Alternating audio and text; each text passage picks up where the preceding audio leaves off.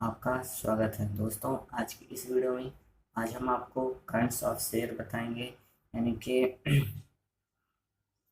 अंशों के भेद कितने प्रकार के हो सकते हैं, उनके उनको एक्सप्लेन करेंगे।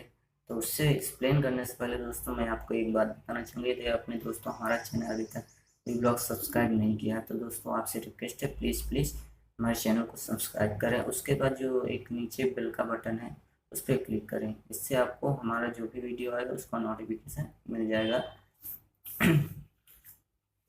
तो सब्सक्राइब करने के लिए नीचे जो रेड का बटन है उस पर आप क्लिक कर सकते हैं यदि आपको ना पता हो। वैसे दोस्तों सबको ही पता होता है कि सब्सक्राइब कहाँ से होता है।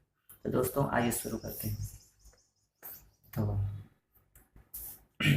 पूर्वा अंश पूर्वाधिकार अंश या अधिमान अंश यानी कि प्रेफरेंस शेयर क्या होता है।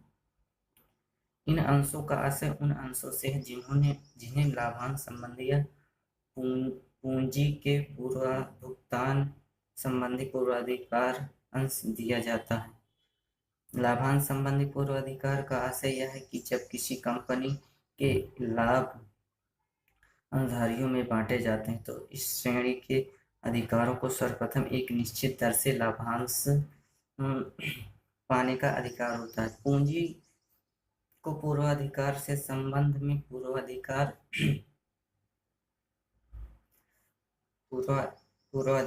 का आशय यह है कि कंपनी का जब विघटन होता है तो उस समय कंपनी द्वारा विभिन्न लेनदारों को तथा अन्य बाहरी व्यक्तियों को भुगतान करने के बाद यदि कोई शेष राशि बचती है तो अन्य अंशधारियों की तुलना में सर्वप्रथम इन अंशधारियों को भुगतान किया जाएगा।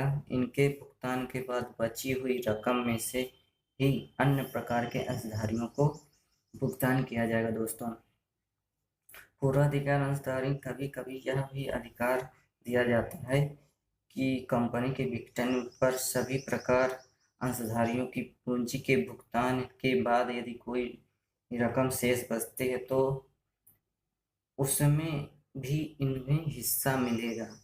तो दोस्तों यही होता है पूर्वाधिकार या अधिमानी अंश।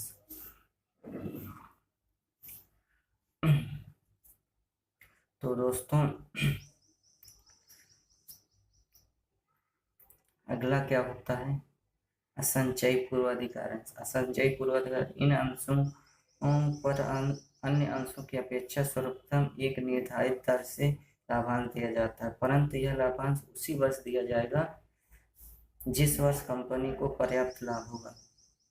जिस वर्ष कंपनी को लाभ नहीं होगा उस वर्ष उन्हें कोई लाभांश नहीं दिया जाएगा तथा अगले वर्षों में होने वाले लाभ इन गत वर्षों का लाभ प्राप्त करने का कोई अधिकार नहीं होगा। दोस्तों यह होता है असंचयी। असंचयी पूर्वाधिकार अंश क्या होता है वो बताते हैं।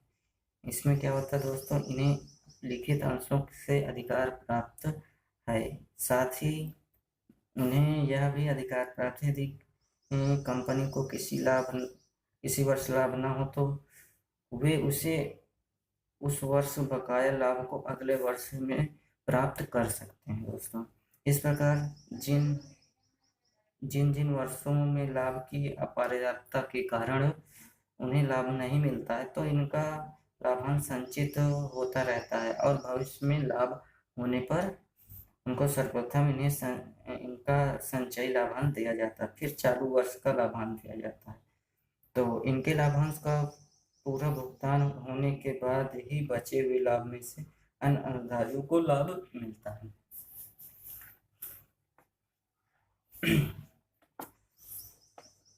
तो दोस्तों अगला क्या है, परिवर्तनीय पूर्वाधिकार अंश। जिन पूर्वाधिकार अंशधारियों को यह अधिकार नहीं दिया जाता है कि वे अपने अंशों को एक निश्चित समय के अंदर एक निश्चित तारीख तक सारा अंशों को बदल सकते हैं, उन्हें परिवर्तनशील पूर्वाधिकार अंश कहते हैं। अपरिवर्तनशील पूर्वाधिकार अंश क्या होते हैं कि जिन पूर्वाधिकार अंशधारियों को यह अधिकार नहीं दिया जाता कि वह अपने अंशों को साधारण अंशों में बदल लें, उन्हें अपरिवर्तनशील पूर्वाधिकार अंश कहते हैं, यानी कि जस्ट उल्टा होता है पूर्वाधिकार अंश। विमोचनशील या शुद्ध पूर्वाधिकार अंश यह अंश क्या होते हैं दोस्तों? एक अंश समिति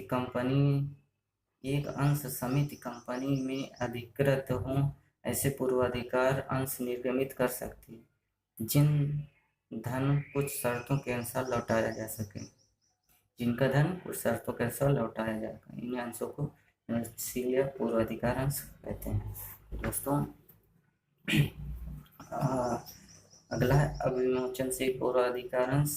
ये जस्ट पूर्व विमोचनशील का उल्टा होता है दोस्तों, ठीक है। जैसे कि कंपनी के वे अंश जिनका चयन नहीं किया जाता वे अविमोचनशील पूर्वाधिकार अंश कहे जाते हैं। दोस्तों आज की वीडियो में दोस्तों बस इतना ही। यदि वीडियो अच्छी लगी हो तो लाइक करें, सब्सक्राइब करें, अपने दोस्तों के साथ भी शेयर करें, और सब्सक्राइब करने के लिए नीचे रेड का बटन है उस पर क्लिक करें। दोस्तों आज की वीडियो में बस इतना ही।